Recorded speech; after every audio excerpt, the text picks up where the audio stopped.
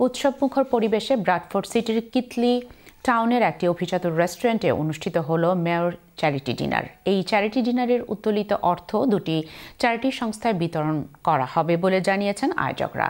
বিস্তারিত থাকছে নূরে আলম রাব্বানীর রিপোর্টে।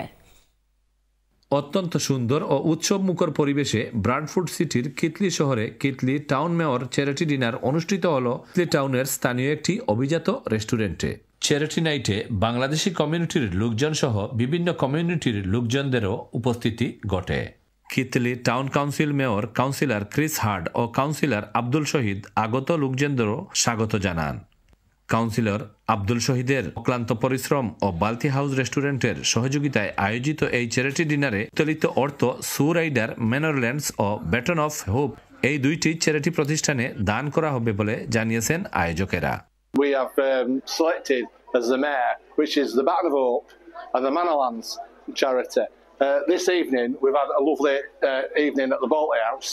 And it's all about supporting charities. বিভিন্ন অর্গানাইজেশন থেকে যেমন আমরা গ্রেটার সিলেট থেকে তারা উদ্যোগ আইসন এবং অন্য অন্য অর্গানাইজেশন থেকে আইসন এবং পাবলিক হল আইসন আইয়া মেয়র চ্যারিটির সাপোর্ট করছেন। এটা মালাল্যান্ডর লাগি এবং বাটন হোপ ও দুইটা চ্যারিটির লাগি মেয়র এটা অর্গানাইজেশন করাইছেন। চ্যারিটি ডিনার অনুষ্ঠানে অন্যান্য কমিউনিটির লোকজনদের সাথে Greater Sylhet Council UK North রিজিয়নের নেতৃবৃন্দরাও অংশগ্রহণ করেন।